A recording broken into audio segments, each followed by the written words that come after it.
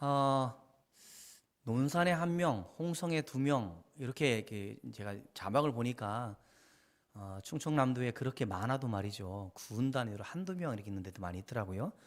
그 동구에는 2명이죠, 그죠? 한 명은 관리 해제됐고 한 명은 좀 있는데 이게 많은 사람이 아니라는 생각을 하지만 전체적으로 봤을 때는 많죠. 그래서 지금은 많이 줄어들어서 너무 얼마나 감사한지 모르겠어요.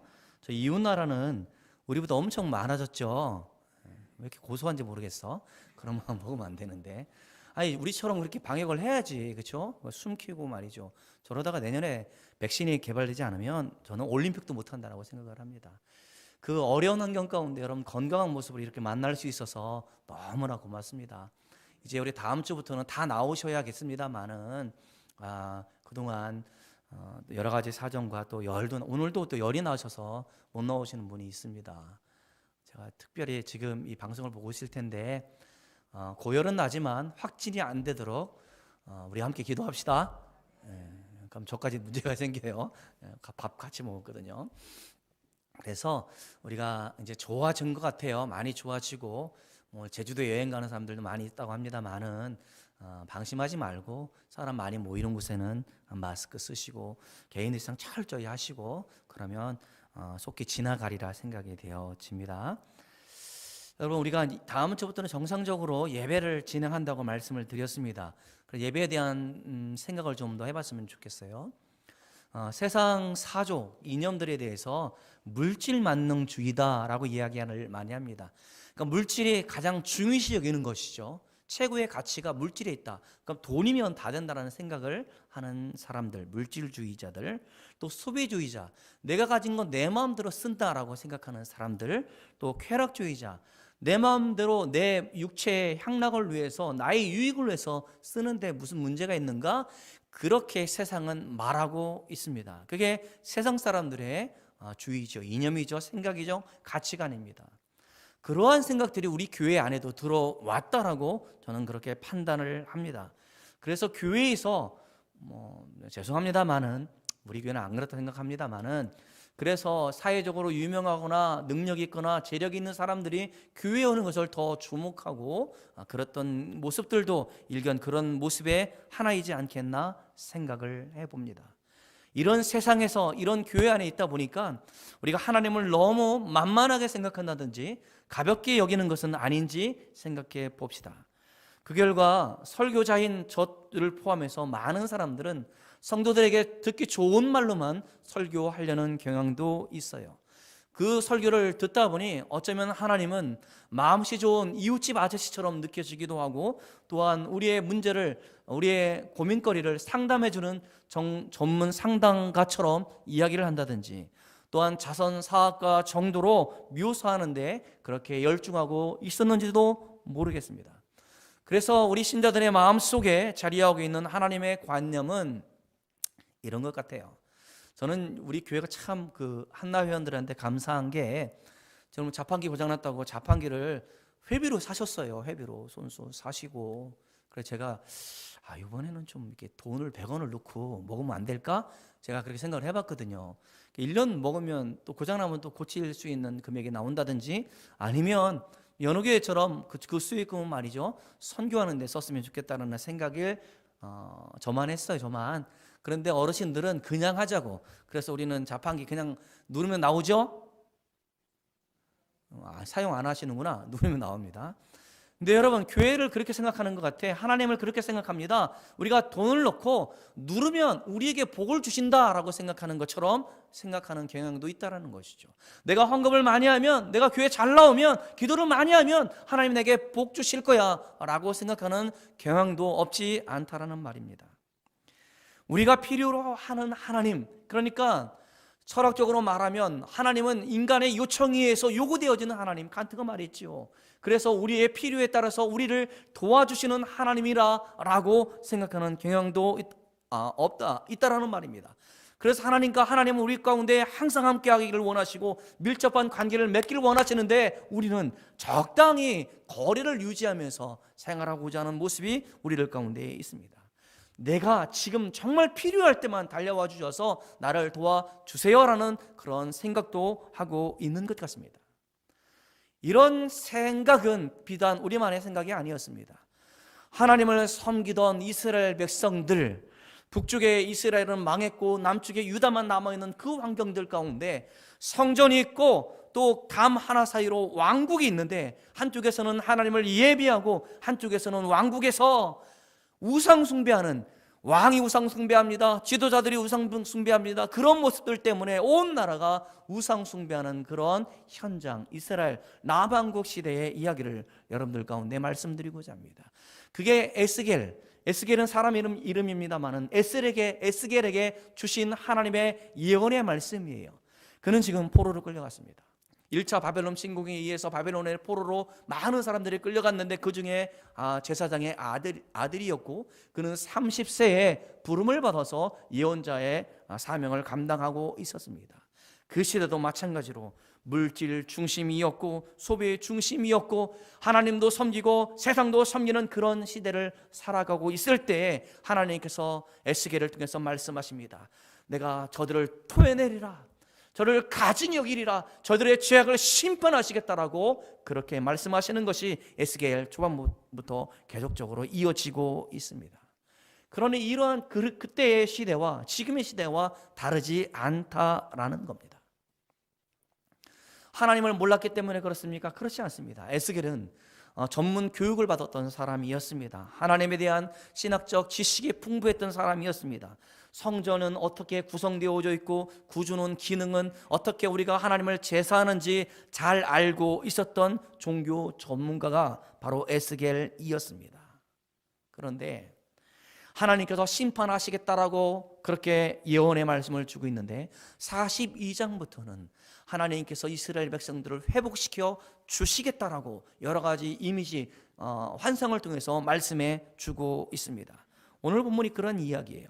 그러니까 하나님께서 이스라엘 백성들을 심판하시겠다라고 약속해 주었는데, 하나님은 그렇게 말씀함에도 불구하고 하나님의 택하신 백성들을 회복시키고자 하는 말씀을 지금 주시고 있는 겁니다. 여러분, 그렇죠. 그 부부 사이는 말이죠. 부부 사이는 영속합니까? 아니면 끊어집니까? 끊어지기도 하는 게 세상이고, 저는 교인들 가운데도 이렇게 관계를 끊는 분을 보았습니다만은, 여러분 부부 사이는 그런 것 같아요. 남녀 사이에는 그런 것 같습니다. 그런데 여러분, 자식과 자녀와 부모의 관계는 어떻습니까? 호적을 파라고요? 판다고 그게 끊어집니까? 안 끊어져요. 그렇죠?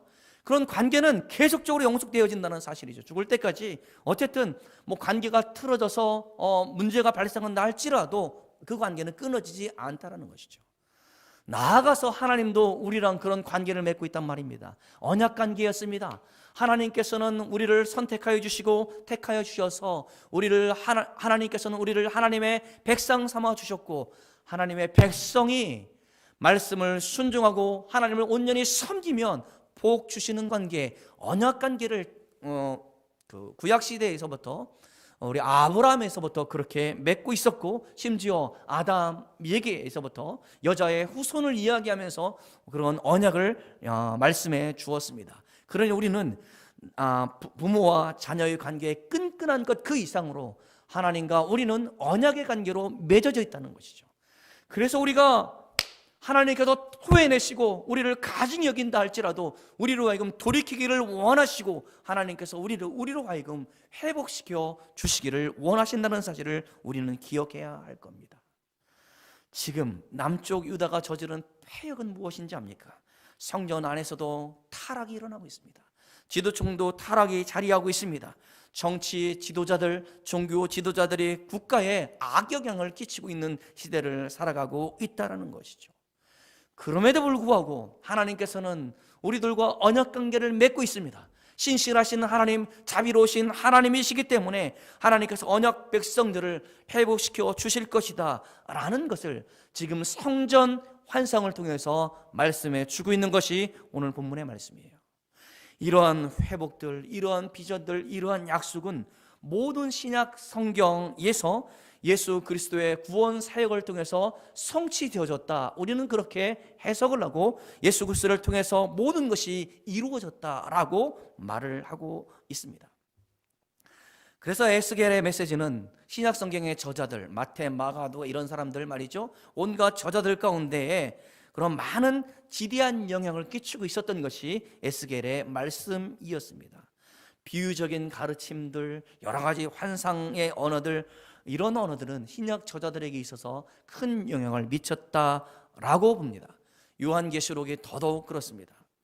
그래서 주님께서도 에스겔에 남겨진 수많은 이미지, 언어들을 사용하면서 하나님 나라에 대한 말씀을 선포하셨던 것을 우리는 잘 알고 있습니다.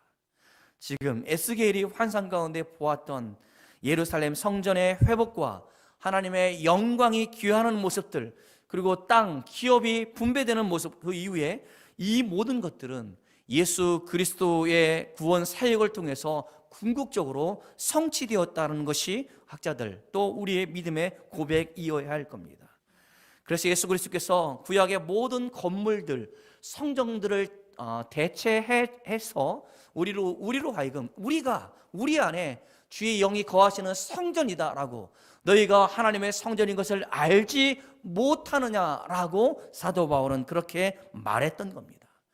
그러니 이제 건물로서의 성전이 아니라 하나님의 영이, 예수님의 영이 우리 안에 거하신다라고 서신서에서는 그렇게 가르쳐 주고 있습니다.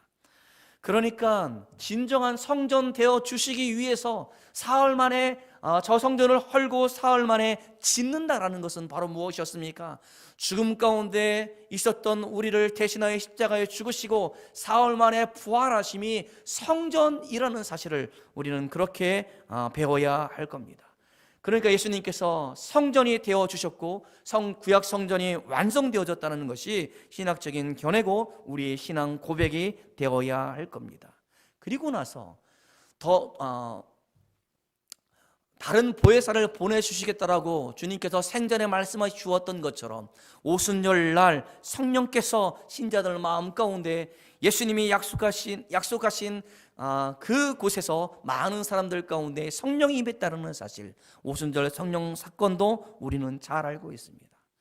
그리고 사마리아 여인에게 말했던 것처럼 영원히 목마르지 않는 생수를 주시겠다라고 약속해 주었던 그것이 십자가의 고난과 부활을 통해서 구원의 풍성한 은혜를 우리 가운데 부어 주셨음을 우리는 믿음으로 고백해야 할 겁니다.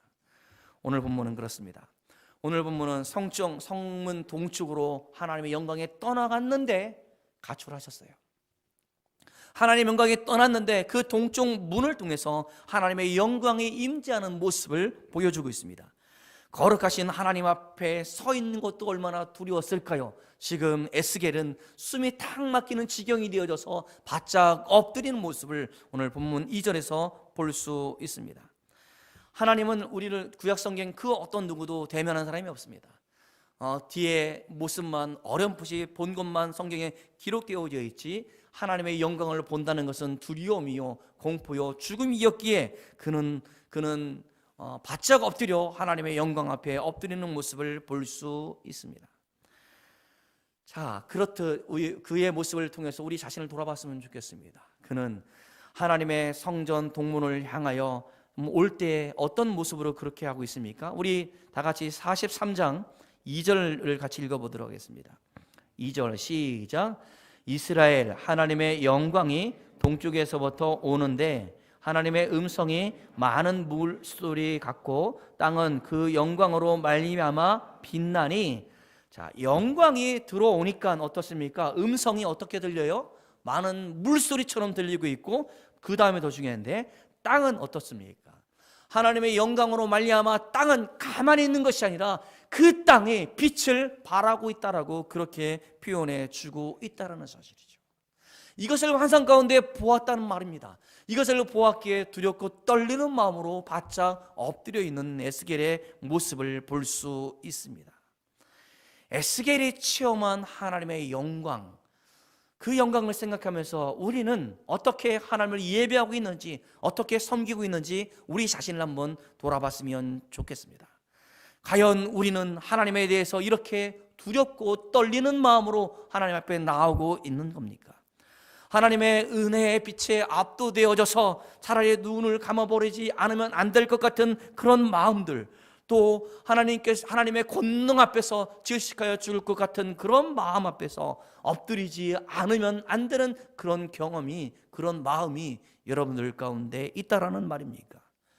분명 만군의 하나님 앞에서 있는 에스겔의 모습은 이 시대를 살아가고 있는 우리에게 마음의 옷깃을 여미고 어떻게 하면 하나님을 바르게 예배할 수 있을까, 영광스러운 예배 가운데 참여할 수 있을까, 우리들 가운데 질문하고 있는 것 같습니다.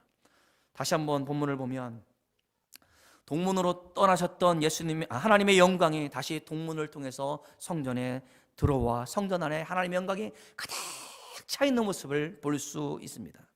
심판하셨던 하나님께서 회복의 하나님으로 거룩함을 드러나시면서 참된 성전의 영광을 드러내보고 있습니다. 여러분 그렇잖아요. 솔로몬 성전이 얼마나 화려했는지, 얼마나 재물들이 많았는지, 성전뿐만 아니라 왕국 성벽까지 말이죠, 온갖 금, 은을 부어받고 말이죠, 그런 화려한 궁전, 또 그러한 궁전 안에 있었던 성전이었지 않습니까? 그리고 나서 지성소, 하나님의 영광이 임하는 그곳에 계시는 것처럼 표현되어 있습니다만은 성전에 온 하나님의 영광이 가득한 곳이어야만 했습니다.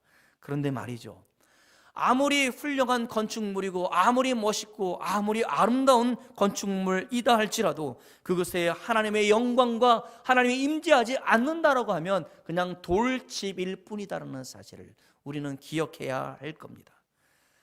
교회가, 많은 교회들이 아름다움을 추구하고 있고, 또 교단, 교리적인 교파에 따라서 어떤 교회는 뾰족한 교회, 어떤 하는 평평한 교회, 이런 여러 가지 형성으로 교회를 짓고 있습니다만은 아무리 화려한 웅장한 건물이다 할지라도 그곳에 하나님의 영광이, 하나님의 임재하심이 없다라고 한다면 그저 아무런 이 세상에 있는 건물과 건축물과 무엇이 다르다라는 말입니까?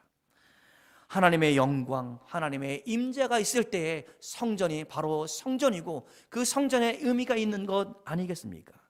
마찬가지로 우리 교회도 마찬가지입니다. 제가 어떤 분하고 이야기를 합니다만은 우리 교회가 많이 보수할 것이 참 많아요. 보수할 것이 많아서 대충 이렇게 견적을 보면 정말 상상 못할 만큼 그러한 비용이 들어가는 것을 알고, 참 건물을 유지하는 것, 건물을 지탱하는 것이 많이 비용이 든다는 생각을 해보았습니다. 그러나 아무리 보수를 많이 하고 아무리 우리가 좋은 건물이다 할지라도 이곳에 하나님을 예배하는 여러분 가운데에 하나님의 영광이 임하지 않는다라고 한다면 무슨 의미가 있겠습니까? 그래서 저는 사도 바울이 말했던 것처럼 우리가 하나님의 영이 거하시는 성전이라는 말이 더 마음에 와닿습니다. 하나님의 영이 우리 안에 계시기 때문에 내가 하나님을 예배하는 이 자리에도 하나님이 계시는 것이고, 하나님의 성령이 계시기에 우리 예배를 영과 진리로, 그러니 영이신 성령님과 함께 진리이신 예수님과 함께 하나님을 예배하는 이 자리가 복된 자리인 줄 믿으실 수 있기를 주님의 이름으로 축복합니다. 여러분이 인정하지 않더라도 여러분의 마음 가운데 주의 영이 거하시기 때문에 이곳에 하나님의 영광, 하나님의 임재가 가득한 줄 믿으실 수 있기를 주님의 이름으로 축복합니다. 여러분, 깜깜한 동굴에 한 줄기 빛이 내리칠 때 그 동굴 속에서 환한 빛이 희망이 되어졌던 것처럼, 그 동굴 가운데 빛이 비쳤을 때에 희망이 되어졌던 것처럼, 우리는 아무런 소망도 육체적인 죄악 때문에 절망 가운데 있었던 우리들 가운데 유일한 한 가지 소망이 생겼습니다. 그것은 주님께서 우리의 죄를 다 담당하여 죽으셨고, 그것을 믿는 자들에게는 한 가지 소망을 두었는데, 그것은 부활의 소망, 영생의 소망, 주님과 함께 영원히 살 소망을 우리 가운데 두었다라는 것이죠. 그것을 깨닫게 하시는 영이 성령님이시고 그 성령님이 우리 안에 계시는 줄 믿으실 수 있기를 주님의 이름으로 축복합니다.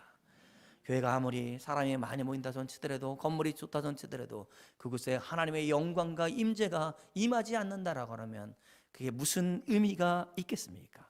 그보다 더 비참하고 불쌍한 모습이 있을 수 없을 겁니다. 우리는 지금 코로나19로 인해서 많은 어려운 시절을 보내고 있습니다. 아마도 코로나19 이전의 시대로는 돌아가지 못할 것이다 라고 그렇게 이야기를 하고 있습니다. G20 국가들이죠. 경제 선진국 국가들이 성장률이 마이너스 20%를 예상하고 있습니다. 생각을 해봤습니다. 2%를 성장을 해도 10년이 걸리는데 말이죠. 20%를 회복하려면 10년의 세월이 걸릴 정도로 많은 어려운 시절을 보내고 있습니다. 예배도 많은 변화가 있었습니다. 또 가정에서 온라인 예배를 드리고 있습니다. 또 여러 가지 문제로 우리가 예배의 자리에 떨어져 앉아 있고, 또 교제도 못하고 말이죠. 예탄도 못 나누고, 또 많은 모임도 못하고 있는 것도 사실입니다. 다음 주부터 우리가 예배당 예배로 전환하겠다라고 말씀드립니다만은, 예배를 드리는 것도 중요하지만 그것보다 더 중요한 것은 우리가 예배드리는 이곳에 하나님의 영광, 하나님의 임재가 풍성하고 빛이 나는 예배이어야 한다라는 사실입니다. 여러분, 어떻게 하면 그런 예배를 드릴 수 있습니까? 우리는 어떤 준비와 어떤 자세가 필요한 것입니까? 동문으로 들어오셨다라는 것은 성소를 바라보는 것인데, 그렇다고 한다면, 동문으로 들어와서 하나님의 영광이 가득했다라고 한다면 이 의미는 무엇이겠습니까? 우리가 예배할 때마다 항상 하나님만 바라보는 자세, 그런 마음이 저와 여러분들 가운데 있기를 주님의 이름으로 축복합니다. 번제단에서 번제를 드리는 방향도, 제사장의 성소를 바라보는 방향들도 다 동쪽으로 향하고 있습니다. 하나님을 바라보는 그 마음과 그런 믿음의 고백이 하나님의 영광에 참여하는 것이요, 하나님의 임재를 경험하는 것인 줄 믿으실 수 있기를 주님의 이름으로 축복합니다. 여러분이 한 명도 안 나왔습니다. 그럼 예배가 됩니까, 안 됩니까? 예배가 안 된다고 생각하죠? 아니요. 그 어떤 누구 한 사람일지라도 정해진 시간에 하나님 앞에 예배 드리면 하나님께서 우리 예배를 받으시는 줄 믿으시길 바랍니다. 그러기에 우리는 예배의 주인공이 아니에요. 성도 여러분들이 주인공이 아닙니다. 저도 아닙니다. 우리는 단지 은혜를 받는 자리에 앉아 있는 겁니다. 그러나 하나님을 바라보기 위해 하나님을 마음과 뜻과 정성과 목숨을 다하여 사랑하며 경배하기 위하여 우리는 이곳에 서 있는 줄 믿으실 수 있기를 주님의 이름으로 축복합니다. 하나님을 바라볼 때 예배하는 우리가 은혜를 받는 겁니다. 그런데 거꾸로 되기에 우리는 은혜를 받지 못하고 은혜 받은 사람의 삶의 모습이 우리 가운데 없는 건 아니겠습니까? 제사장의 목사도 하나님을 바라봐야 하고 성직이라는 이유로 착각해서는 안 되고요. 여러분들이 예배에 오랜 동안 예배에 나와서 그것으로 전부 다 생각해서도 안 되고요. 예배를 인도하는 사람도, 예배를 드리는 사람도 모두 예배자이고 하나님만을 바라보며 사모할 수 있기를 주님의 이름으로 축복합니다. 여러분, 성령님께서 지금 에스겔을 환상 가운데 인도하여 성전 안뜰에 들어가는 모습을 상상해 봅니다. 성령님의 인도를 받고 그가 성전 안으로 들어가 하나님의 영광이 가득한 것을 지금 보고 있다라는 사실이죠. 그러니까 우리 예배도 성령님이 인도하시는 예배가 아니라고 한다면 내 의지와 내 감정과 내 마음으로 드려지는 예배일 뿐이라는 사실이죠. 그러니 예배의 주도권은 내게 있는 것이 아니라 성령님께 있다는 사실을 우리는 믿음으로 고백해야 영광스러운 예배, 하나님의 임재가 있는 예배가 되는 줄 믿으실 수 있기를 바랍니다. 그래서 제가 그렇게 부탁을 드리는 거예요. 와서 교제도 중요하고 인자도 중요하지만 우리가 예배를 당에 다 오면 하나님 앞에 그동안 교회에 못 나오고 또 하나님 앞에 기도하지 못했던 사람들도 오셔서 마음으로 기도하고 또 잘못했던 것들에 대해서 고백을 하면서 예배에 나아가는 것이 저는 맞다라고 생각을 합니다. 성령님의 인도하심은 내가 은혜 받을 자격도 되지 않는다는 사실을 깨닫게 하고, 내가 죄인이지만 우리 주 예수 그리스도의 은혜로 말미암아 하나님 보좌 앞에서 담대함으로 나아가게 하시고 예수 그리스도를 깊이 생각하며 하나님 앞에 나아가게 하는 것, 그것이 성령의 인도함 가운데 있다는 사실을 여러분 기억해야 합니다. 내가 잘하면 예배드릴 수 있다고요? 내가 정성을 다하면 아니에요. 성령님이 인도해 주셔야 영광의 예배에 참여하는 줄 믿으실 수 있기를 주님의 이름으로 축복합니다. 죄인은 나를 하나님께서 받으셨다는 거잖아요. 나의 예배를, 성령님의 인도함 가운데에 나의 예배를 하나님께서 받으셨다는 사실입니다. 나는 하나님 앞에 나아갈 수 있는 자격이 없는 사람이잖아요. 자격 없는 내게 예배할 수 있는 은혜를 베풀어 주셔서 감사하고, 그 은혜를 얻고 성령님의 인도하심을 따라서 하나님을 예배하고 찬양하고 자랑하고 말씀 앞에 겸손히 경청하는 그것이 우리가 바라는 참된 예배이어야 할 겁니다. 그랬을 때 어떤 복을 주십니까? 우리 다 같이 8절 9절 말씀을 같이 보도록 하겠습니다. 8절 9절 말씀입니다. 시작. 그들이 그 문지방을 내 문지방 곁에 두며 그 문설주를 내 문설주 곁에 두어서 그들과 나 사이에 겨우 한 담이 막히게 하였고, 또 그 행하는 가증한 일로 내 거룩한 이름을 더럽혔으므로 내가 노하여 멸망시켰거니와, 이제는 그들이 그 음란과 그 왕들의 시체를 내게서 멀리 제거하여 버려야 할 것이라. 그러하면 내가 그들 가운데에 영원히 살리라. 아멘. 이게 무슨 말씀입니까? 왕국에서 왕이 하나님을 온전히 예배하지 않고 온갖 우상을 숨겼던 그 왕의 시체를 치워버리면 우리로 하여금, 우리에게 하나님께서 어떻게 해주신다고요? 그 가운데 영원히 살리라라고 말씀해 주고 있는 겁니다.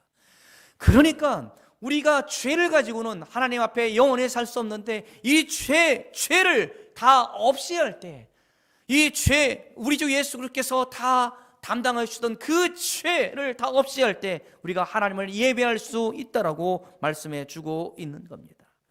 전에는 벽 하나 사이로 하나님을 예배하기도 하고 벽 하나 사이로 우상을 숭배했던 그들이었지 않습니까? 왕국에서는 온갖 우상 숭배, 온갖 음란한 일을 저질렀지 않습니까? 그로 인하여 이스라엘은 심판을 받았고 예루살렘과 성전은 파괴되었지 않습니까? 그런데 10절 11절에 보니까 그들이 자기의 죄악과 행한 모든 일을 부끄러워하라라고 또 요청하고 있는 겁니다. 왕들이 따랐던 하나님을 경망스럽게 했던 모든 것을 버리고, 그리고 그렇게 행했던 모든 죄악들을 부끄럽게 여기라라고 지금 말씀해 주고 있습니다. 이게 무슨 말이에요? 우리가 영광의 예배, 하나님의 임재가 경험되어지는 예배를 드렸던 우리라고 한다면 세상에 나가서 우리는 어떻게 살아야 합니까? 교회에서는 하나님께 영광, 감사, 찬송을 드리는 것이 아니라 우리의 삶의 자리에서 하나님께 온전히 영광 드리는 삶을 살기 위해서는 뭐가 필요하다는 것이에요? 죄를 제거해야 된다는 사실입니다. 죄를 제거하는 게 여러분 간단한 일이 아닙니다. 목사인 저도 한 주간을 돌아보면 죄뿐이고 회개할 일뿐입니다. 맨날 그럽니다. 맨날 그래서 도대체 인간이라는 것이 이렇게 연약하고, 인간이라는 것이 하나님 앞에 얼마나 보잘것없는 존재라는 사실을 날마다 인식하며 살아갑니다. 그런 우리를 하나님이 잘 아시고 우리의 죄를 다 담당하여 우리 주 예수께서 피 흘려 죽으셨지 않습니까? 그러면 우리는 어떻게 살아야 합니까? 내가 비록 죄 짓는다 할지라도 죄 앞에 서 있을 때 나는 죄에 신속히 달려가는, 신속히 빠져들어가는 사람이니까 어쩔 수 없어 라고 말하는 것이 아니라, 이 죄에 대해서 오늘도 싸우고 내일도 싸우고 오늘 넘어지면 내일 일어나고 그 죄를 미워하고 죄와 싸워 이기고자 하는 그런 결단이 저 여러분들 가운데 있기를 주님의 이름으로 축복합니다. 그것이 은혜를 받은 사람들의 삶의 모습이지 않습니까? 성령님이 인도하시는 예배 가운데 하나님께서 주시는 은혜를 누렸던 사람들이 우리의 삶의 자리에서 하나님께서 나와 함께 하심을 믿고 하나님을 바라보고 하나님의 영광과 임재를 경험하며 살아가는 삶의 예배에 동참할 수 있는 저와 여러분들 될 수 있기를 주님의 이름으로 축복합니다. 이 시간에 예배를 그렇게 드렸다라고 한다면 여러분, 우리가 어떻게 우리의 삶이 변화되지 않다라는 말입니까? 우리가 진실로 하나님의 영광을 체험하고 하나님의 임재를 경험했다라고 한다면 우리의 삶에 있어서 변화되지 않는 것, 그것 불가능한 일이지 않겠습니까? 하나님을 만났는데 죄에서 떠나지 않는다면 하나님의 영광이 과연 무슨 의미란 말입니까? 은혜를 받았습니다. 이 말이 무슨 말이에요? 내가 죄인임을 깨닫고 내 힘으로는 하나님께 나아갈 수 없지만 성령님의 인도하심 가운데 하나님께 나아가게 하시고 우리 주 예수 그리스도의 은혜를 붙잡고 하나님께 나아가게 하셨사오니, 하나님 이 시간에 나로 하여금 그 은혜에 감격하는 눈물을 흘리게 하시고, 하나님 내게 구원의 은혜가 사라지는 것이 아니라 날마다 샘솟도 구원의 감격이 넘치게 해 주시옵소서. 이렇게 기도할 수 있는 여러분들 되시기를 주님의 이름으로 축복합니다. 그런 사람은 하나님의 영광의 예배에 동참하는 사람이에요. 저는 다음 주에 우리가 예배를 재개합니다만은 에스겔을 통해서 우리 가운데 보여주셨던 하나님의 영광이 가득한 성전의 모습을 상상해 봅니다. 하나님의 영광과 임재가 가득한 예배를 사모하며 우리 모든 성도들이 그 자리에 함께 할 수 있기를 주님의 이름으로 축복합니다. 우리 마지막으로 27절 한 절 말씀 같이 보겠습니다. 27절 말씀, 제가 끝에만 읽겠습니다. 뭐라고 말씀하시냐면 내가 너희를 즐겁게 받으리라 라고 말씀해 주고 있어요. 이 말이 무슨 말씀이에요? 나를 즐겁게 내 스스로를 즐겁게 하는 예배가 아니라 하나님을 기쁘시게, 하나님의 마음을 시원케 하는 예배, 하나님의 나를 즐겁게 받으시는 예배가 이 땅 가운데 회복될 때에 내가 너를 받을 거야 라고 이렇게 말씀해 주고 있는 겁니다. 목사인 저도 또 여러분들도 죄인의 한 사람으로서 은혜가 너무나 필요한 사람이라는 사실을 깨닫고 하나님 앞에 겸손함으로 경외함으로 거룩한 하나님 앞으로 나아갈 수 있는 저와 여러분들 될 수 있기를 주님의 이름으로 축원합니다.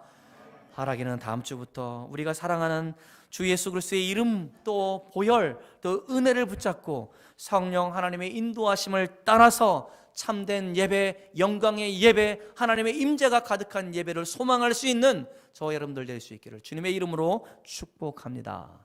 기도하겠습니다. 하나님 우리 아버지시여 우리를 사랑하사 우리로 하여금 하나님의 예배하는 자리 가운데 서게 하시고 하나님 내가 죄인임을 깨닫게 하시고 성령의 인도함 가운데 우리 주 예수 그리스도의 은혜로 하나님 앞에 나아가게 하심을 진실로 감사합니다. 그것을 깨닫고 예배드리는 우리 모두 가운데 하나님의 영광이 우리의 삶 가운데 가득하기를 소망합니다. 그 영광을 사모하면서 다음 주일에는 다 함께 모여 하나님을 예배하는 모든 성도들 다 될 수 있도록 주 하나님 역사여 주옵소서. 하나님 우리의 교회가 하나님의 영광을 사모하는 사람들로 가득 차서 하나님의 임재를 경험하고 우리의 삶의 자리에서도 하나님께 영광 돌리며 살아갈 수 있도록 주님 도와주옵소서. 감사드리오며 사랑이 많으신 예수님의 이름으로 기도드리옵나이다. 아멘.